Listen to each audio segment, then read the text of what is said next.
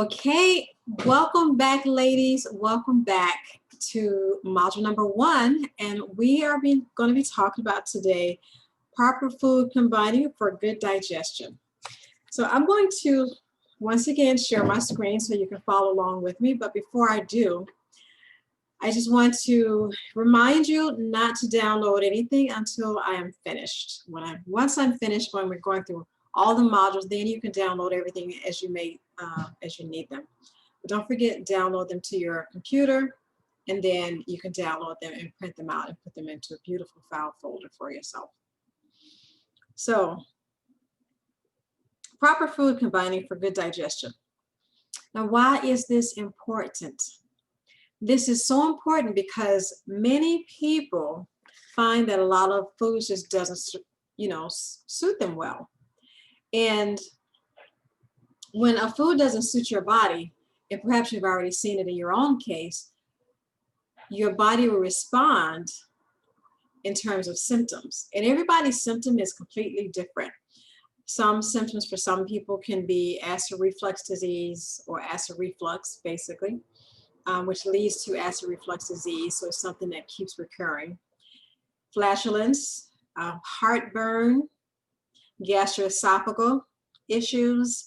And, that's just really to name a few of some of the problems that a lot of people go through when they are combining foods that shouldn't be combined together at all. Because in the last video, we talked about the 30-30 protocol, and 30-30 protocol shows you how your body breaks down food. So if you're combining a lot of different foods together, groups that shouldn't work together, your body stops trying to do one while it tries to do the other. And it causes a dis-ease in your body.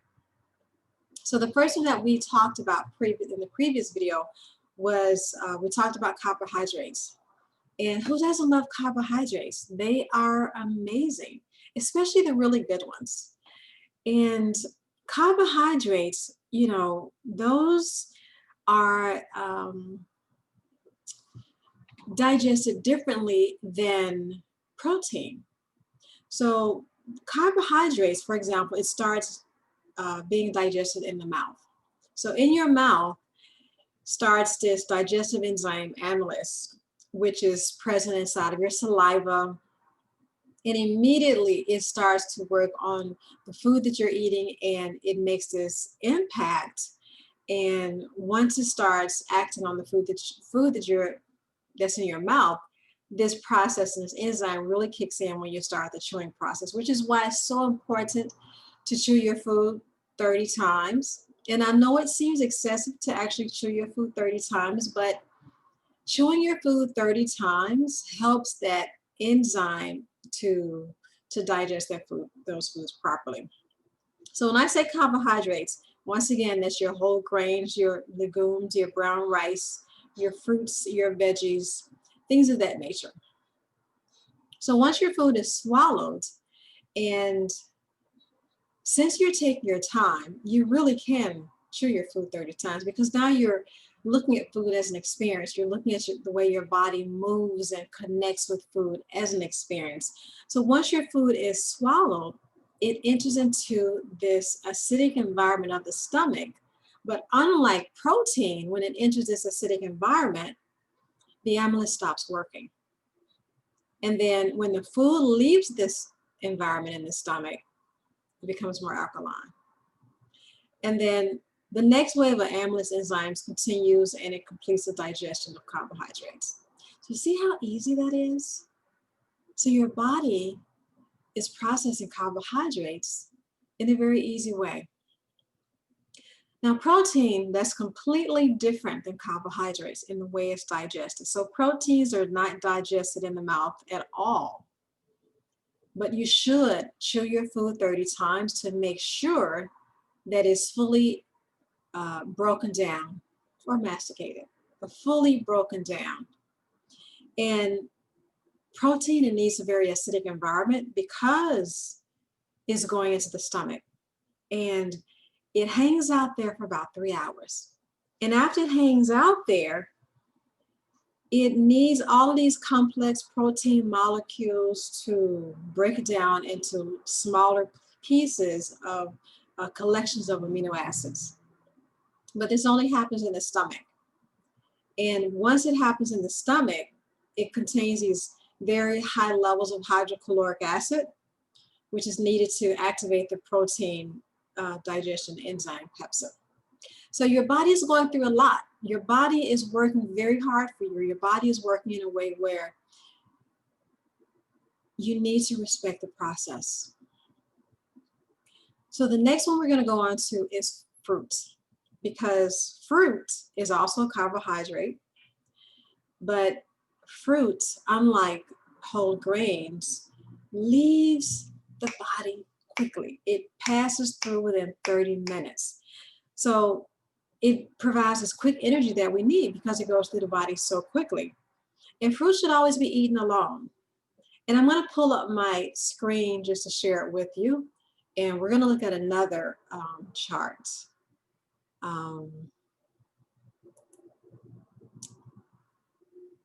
Let's see. Where did it go?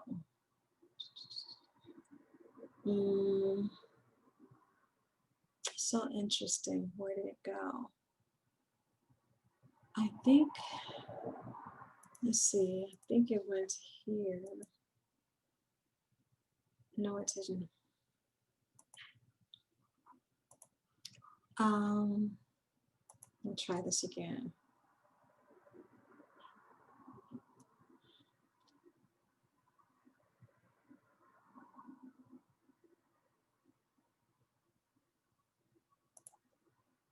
I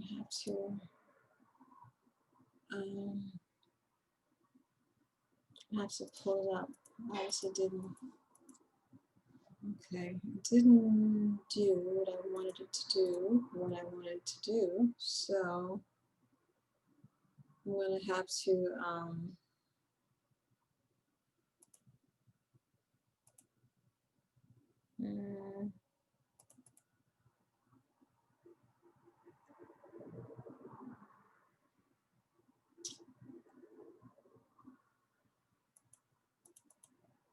okay, that is not going to, let's see, maybe this will work.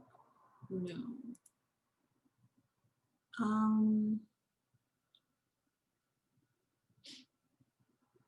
Let me get this to you.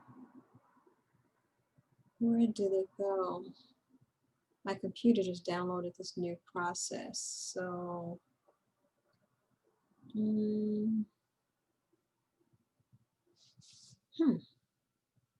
it's interesting. I was just looking at it a few seconds ago. It won't let me go into the search bar over there. So it's not there.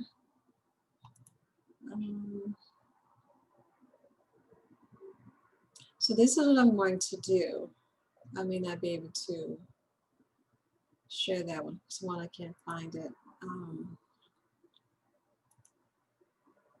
We're going to go back to, there it is. I just found it. There. But I don't think you can see it. So let's see. Stop as a window as you're sharing. Okay, so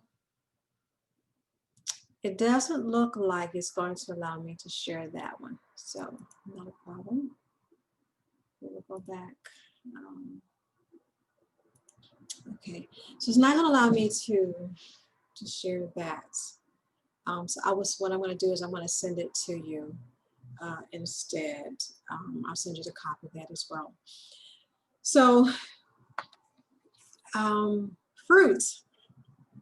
What you'll see, you can, if you want to follow along with me right now, you can just download this and pull it up later, go back and watch the video and then go back and go through it as I'm going through it. So there are various different types of fruits that you're going to be looking at on your document that you have in front of you.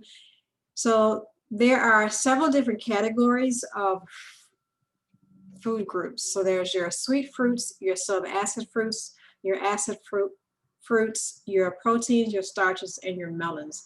On the food combining for health chart that I sent you, on the right-hand side is your protein, starches, and melons, and on the left-hand side is your sweet fruits, sub-acid fruits, and your acid fruits. Now, the way all of these are digested in your body, combined sweet fruits, and these are fruits like your bananas, your dates, your mangoes, and your raisins. These are best combined with celery and lettuce. So do not use them when you're consuming acidic fruit. Subacid fruits are fruits that are not as sweet. So they're like your apples, your grapes, your pears. Whenever you're eating fruits of that nature, your figs, you want to combine them with acid fruit or sweet fruits, but not with both. They're also good with lettuce or celery. And your acid fruits, let me put this here so your acid fruits, they are like your, your tomatoes and your onions, your kiwi. They are very acidic in nature. So if you are on an alkaline diet, then you definitely want to make sure that you stay away from acidic fruits. So these are best combined with subacid but not sweet fruits, and they're good with lettuce as well as celery. So when it comes to combining vegetables, you can combine vegetables with most foods. So if you're having dinner and you're having a protein, steak, chicken, or fish, then you definitely want to make sure that you're having it with vegetables. And fruit, you definitely want to be eating them alone and not combining with anything else. And if you do combine them, you will immediately notice in your body how your body feels. Your body will give you some signs or symptoms, and just start listening for this process. So proteins, they are best combined with salads. So don't use citrus, sugars or starches, because proteins just doesn't combine well with citrus or sugars or starches.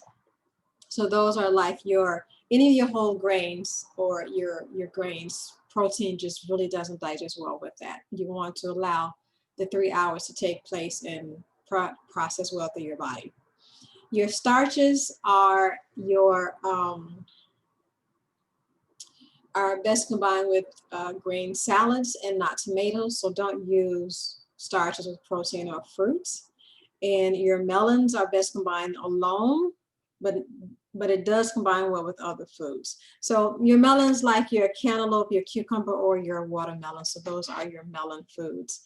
So it's really good to pay attention to how your body is behaving and responding to various different items that you're consuming, because you want to make sure that your body is not causing you any dis-ease. You want to make sure that you're that you're feeling good. And if your body is experiencing any of the symptoms that we talked about with flatulence or acid reflux, then start to look at what you're eating and start to look and see if it's combining foods properly. And fruit, because they're such quick energy, you can eat them as a snack. You can eat them early in the morning. Unless you are keto, then you may want to restrict a lot of fruit anyway, except for your berries. Also, fruit, certain fruits do not ferment as quickly. So really be careful about that. And those are the fruits that we mentioned in the food combining for health chart. So the thing about chewing, and when you're eating and you're looking at food as an experience, take your time and eat. Food is such a beautiful experience of togetherness with family and friends. So chewing, it sends this message to the brain that your digestive tract is ready to prepare these different enzymes of secretion according to what's in your mouth. So that's why it's really important to be chewing your food, because your body is getting ready and your brain is getting ready to send the necessary synapses throughout your body, through your brain. So the longer the food is chewed, of course, the better digestion that you're going to have, because nothing gets stuck in your throat. You don't when you chew food too fast and it doesn't become a liquid in your body, you always feel as if you need to drink water or something liquid with it because you didn't chew your food long enough. So you want to make sure that you're chewing your food so that you don't have to drink water with it. You don't have to drink anything behind it to push it down. And if you feel you need to drink something with it, 9 times out of 10, your food is more than likely too salty. So you definitely want to make sure that you're not using too much salt, but you're allowing herbs and spices to be used instead to season and flavor your food. And lastly, in this particular series, I just want to make mention is that when food is not digested properly, there are several things that can happen. So when food is not digested properly, it goes into your small intestine and it encourages all sorts of bad bacteria to happen along with other microorganisms that can really make us sick.